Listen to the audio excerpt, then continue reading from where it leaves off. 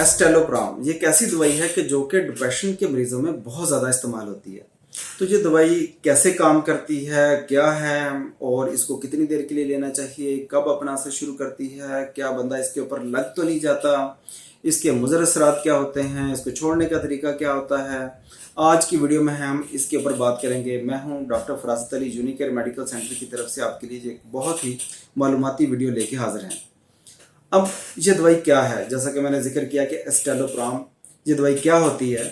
ये दवाई डिप्रेशन के मरीजों के लिए इस्तेमाल होती है, इसको हम एंटी डिप्रेसेंट कहते हैं और ये ख़ास ग्रुप इसका नाम है SSRI। मैं इसकी वजाहत भी कर देता हूँ, याद रहे तो ठीक है, नहीं तो कोई बात नहीं। सिलेक्टिव सेरोटोनिन रीअपटेक इनहिबिटर्स, इस कैटेगरी के अंदर कुछ 7-8 दवाइयाँ हैं जिसमें एक ये बहुत ही मशहूर दवाई है और इस्तेमाल होती है बहुत ज़्यादा, ख़ासतौर पर हमारी मुल्क में तो काफ़ी इसका इस्तेमाल है। अब ये SSRI ग्रुप की दवाइयाँ करती क्या हैं? ये करती ये हैं कि ये दिमाग के अंदर कुछ ऐसे केमिकल जैसे कि सेरोटोनिन उसके लेवल को बढ़ा देती हैं। उसका मैकेनिज्म ये है कि जहाँ से उसने मेटाबलाइज होना है, ख़त्म होना है, उस ख़त्म होने के प्रोसेस को रोकती हैं। तो नतीजे के तौर पर उसका लेवल जो है हमारे न्यूरॉन्स के अंदर उसका लेवल बढ़ जाता है। अब उसका लेवल बढ़ जाता है तो उसके बढ़ने से क्या होता है कि तहकीक से ये है कि डिप्रेशन की जब हम वजूहात की बात करते हैं तो उसकी बहुत सारी वजूहात हैं।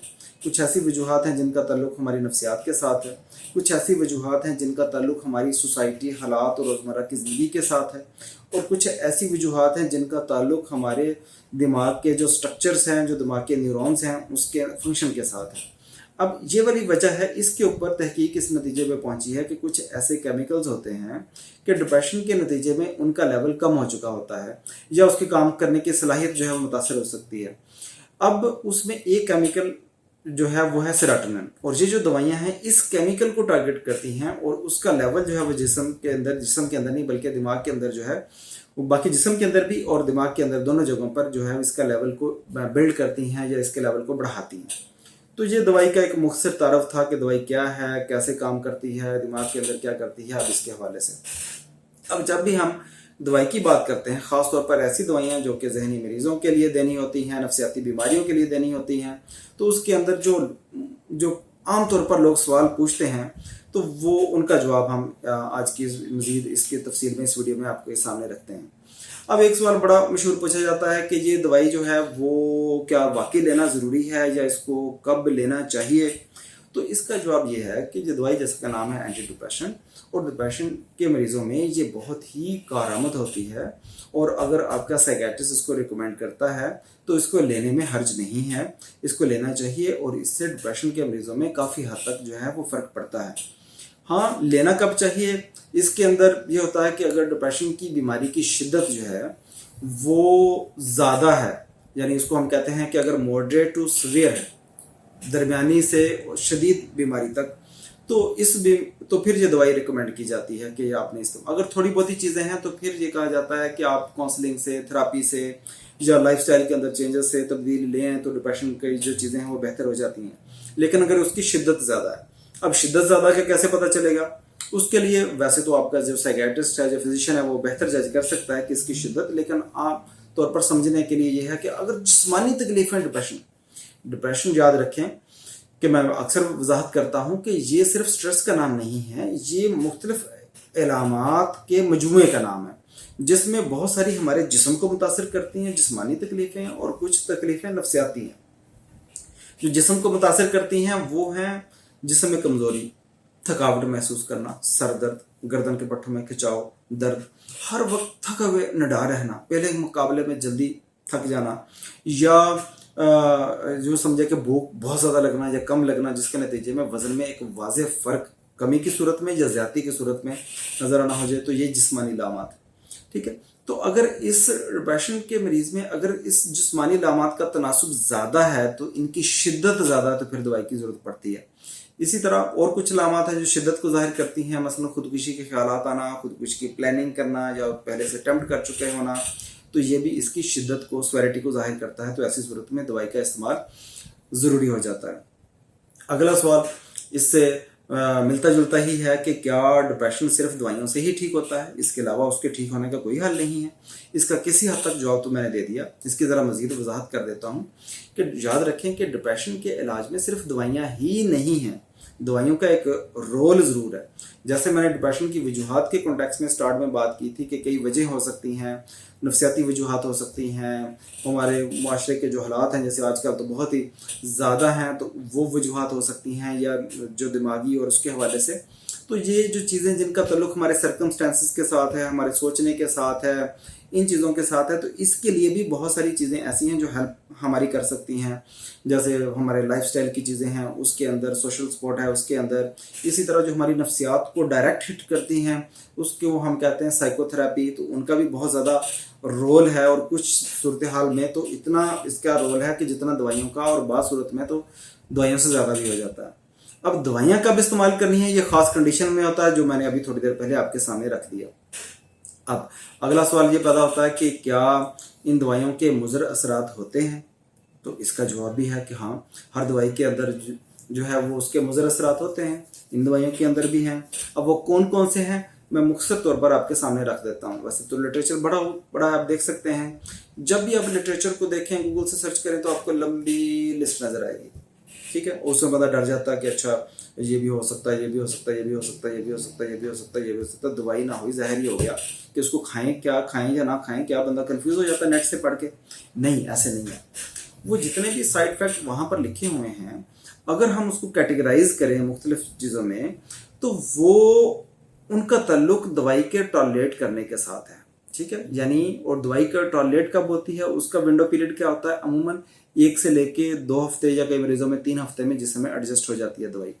और उनका भी हल ये किया जाता है कि दवाई को अगर कम मिकदार से शुरू करके ज़्यादा मिकदार की तरफ लेके जाएं तो दवाई आसानी से टॉलरेट हो जाती है। इसका मतलब है कि 90% जो साइड इफेक्ट मेंशन है वो तो इस टाइम पीरियड के अंदर अंदर कवर हो जाते हैं।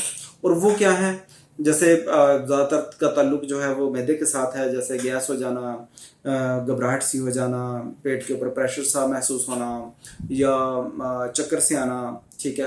तो पसीना के लोगों में ज़्यादा आना शुरू हो जाता है। तो ये वाले जो चीज़ें हैं इस तरह की, ये पहले 1 से 2 हफ्ते में, 3 हफ्ते में काफ़ी हद तक कवर हो जाती हैं, और जो ठीक हो जाती हैं इनकी फ़िक्र इतना ज़्यादा करने की ज़रूरत नहीं होती। बाज़ लोग परेशान हो जाते हैं, दवाई शुरू की है, तबीयत बेहतर होने की बजाय उल्टा ख़राब हो जाएगी, या वो इन चीज़ों की वजह से अगर पहले से पता हो कि ये चीज़ें खुद ब खुद ठीक हो जाती हैं तो इतना मसला नहीं होता।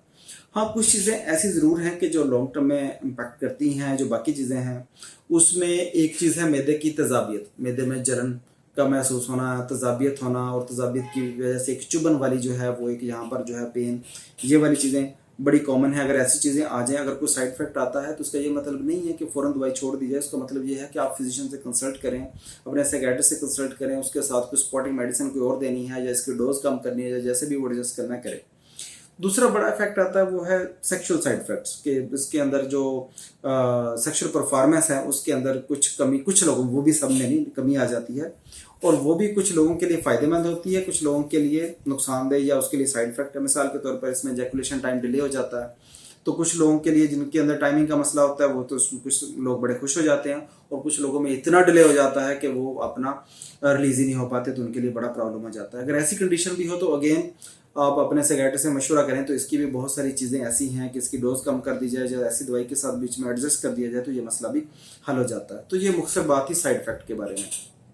अब अगला एक बड़ा सवाल पूछा जाता है कि क्या ये दवाइयाँ लग भी जाती हैं, तो इसका जवाब है कि नहीं, ठीक है, नहीं। अब ये नहीं इस तरह से है कि ये उस तरह की नींद की दवाइयाँ या एडिक्टिव दवाइयों की तरह नहीं होती कि जो लगने वाली होती हैं। जैसे कोई भी नशावर चीज़, उसका ख़ास तरतीब और पैटर्न होता है कि आपने थोड़ी मिकदार से शुरू किया, फिर उसके मुताबिक आपको उस थोड़ी मिकदार ने बाद में ज़रूरत पूरी नहीं की, आपको दवाई की डोज बढ़ानी पड़ी, फिर उसके बाद डोज बढ़ानी पड़ी, फिर इंजेक्शन पे जाना पड़ा।